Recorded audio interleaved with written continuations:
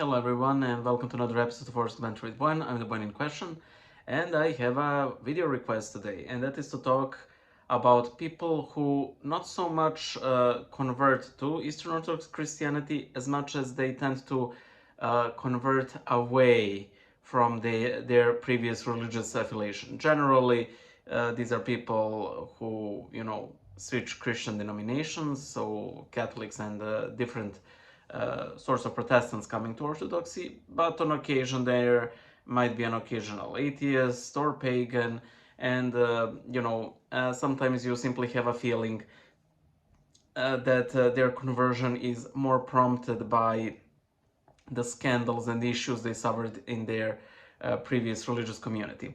If you like these sorts of videos and if you found edification and entertainment, consider pledging $1 or $2 or $3 in the crowdsourcing platforms below, because it really helps me out to dish out all of this content in, well, this amount. So, in the case you don't know, I have a bigger YouTube channel called Bible Illustrated, where I post videos about general Eastern Orthodoxy, but all of the videos are basically hand-drawn, so it's all scanned. That is why the upload schedule is pretty poor. And one of my favorite videos, and thank God one of the most watched videos, is Bad Reasons to Convert and Stay Orthodox. It is one of those videos that I don't want to say I regret making, but the point of that video flew over a lot of people's and a lot of their heads, because they seem to think that, these bad reasons are bad reasons to convert, in the sense of you shouldn't convert. And if a lot of them actually watch the video to the very end, I say that all of the reasons become good reasons if you stay there for the Christ, for Christ and the Church. Then all of those bad reasons are sort of dispelled. And a lot of bad comments I received on that video are precisely from people who haven't watched the video until the very end. It's sort of similar to the most recent hate video, where again a lot of negative comments are answered directly in the video. And as Milos, my general Bible Illustrated collaborator, would say, sometimes ignorance is simply a completely willful choice, and there's literally nothing you can do about it.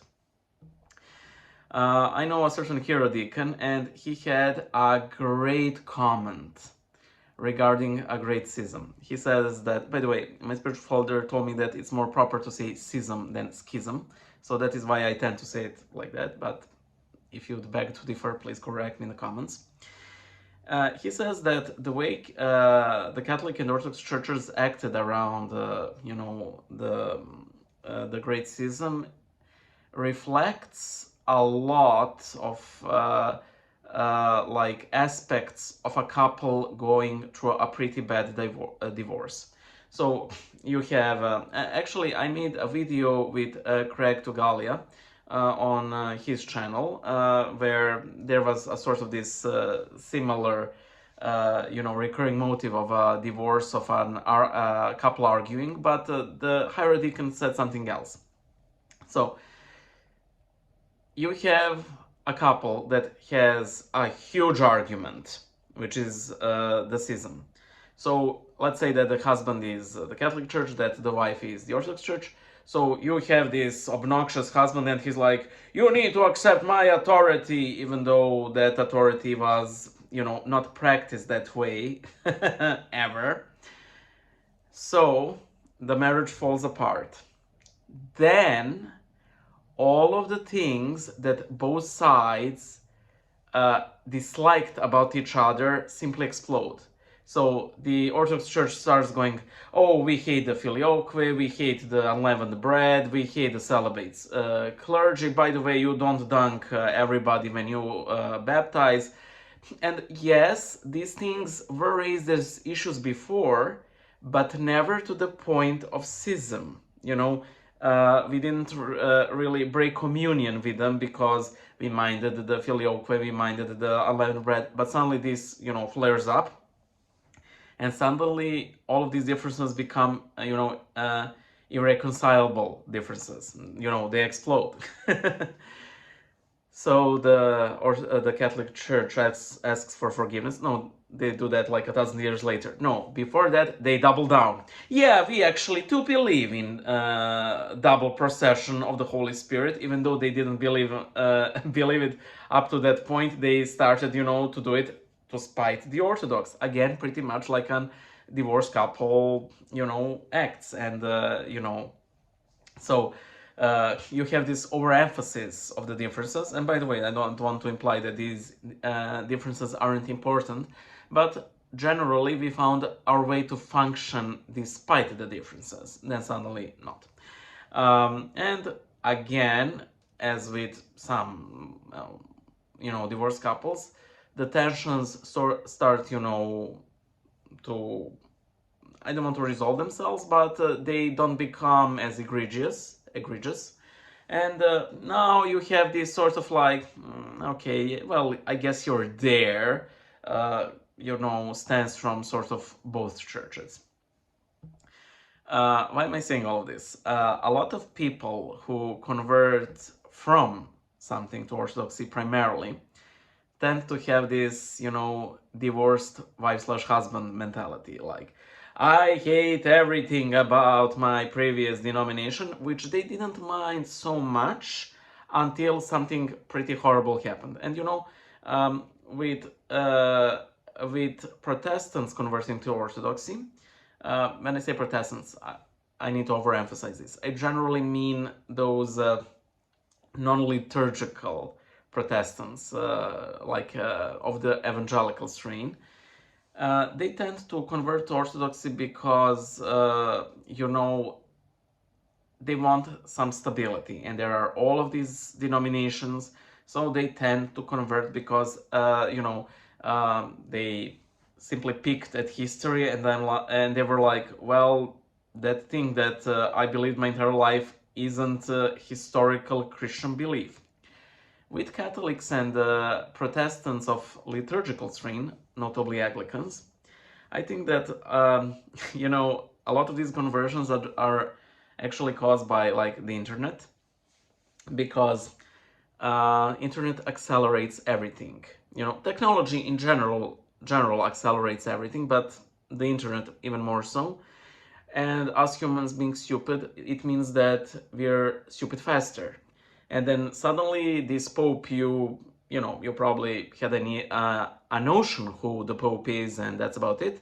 Suddenly you are overexposed to who he is, what he does, the scandalous things that he might say. Oh, you won't believe what Pope Francis said about gay people during a clergy meeting.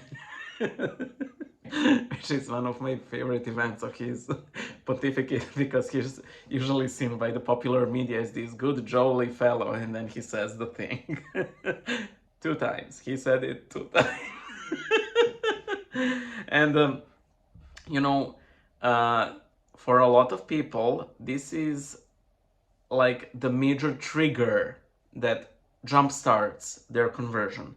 And I don't want to say that this is bad. I mean, it could be better, but it's not initially bad. However, one concern that I tend to have is that very often these people might come to different things, that they were to different variants to what they were initially scandalized by. For example, they might find out that we do have, sex abuse scandals, and that these sex abuse scandals are handled just as poorly as they were/are handled in the Catholic Church. Okay, maybe we don't have them in the scope of the Catholic Church. Like, to my knowledge, I don't think there have been like pedophilic rings like you had in the Catholic Church in some cases, like in Ireland or in, around Boston. However, there are those cases, and they all follow the same traits of protecting the institutions first, and if we happen to protect the victims along the way, all of the better. Or you might take the third option, the Serbian church option, where like there's absolutely no protection and go to hell. So yeah, there are those issues. We also have a plethora of bishops who say silly things, and okay, they might not be the Pope, but they might be heads of your church. You might be subjected to them. Talking crap about them loudly can get you into some hierarchical hot water if you plan to become a member of the clergy or a monk or something. And then again, it's pretty much the same thing, except it tends to be much less organized, so there are no issues. I'm glad to know that my loyalty and fidelity are primarily with Christ. Because of all the crap I have been exposed to, I would have really liked to convert out of something. As I like to say often, sometimes I regret not becoming a Catholic, because when I decided to become a practicing Christian, I was essentially choosing between Orthodoxy and Catholicism.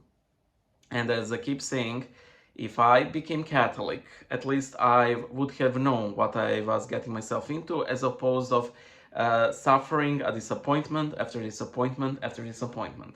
However, I still believe in the teachings of the Orthodox Church, and I'm here for Christ. I do find Christ here, which was proven to me in a series of very personal events that I won't share with you. So yeah, I'm staying here again primarily because of Christ. And as for people, well, if they were the members of, for example, my gym, I would not have attended that gym in 20,000 years and more, However, this is also a given, because I know that there are crappy people, crappy bishops, and I am myself a crappy person to a lot of people. And I do have my dedicated haters, and this hate, I don't want to say it's warranted. Like, they do have some legit criticisms of me, and I can't, and I can't really blame them for hating me. When I say hate, I don't mean like they want damnation or something bad to happen to me, but they would be happy if they saw that my channels disappeared or something like that. So, and they would say, well, we don't hate him, we just, he's a bad influence. And okay, yeah, I see those things. But if you're considering converting to Orthodoxy, again, ask yourself, is it for Christ? Will your bond with Christ be strengthened? I personally believe that our emphasis of the liturgy, of the Eucharist, and of the Jesus prayer as this major paraliturgical devotion are major reasons why one should become Orthodox. And when I say Jesus prayer, I mean all of the good stuff that sort of come with it and are, again, very much tied to the Eucharist. Things like theosis, things like theosis, and there was something that was related to it, but hesychasm. How to be